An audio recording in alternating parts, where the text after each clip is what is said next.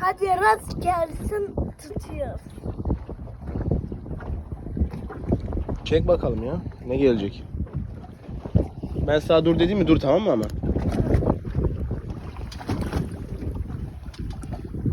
Şuradan ayna verdi, küçük balıkçı aldı. Aa, ney bu? Bol balık. Ne diyoruz balon balığına? Yaramaz.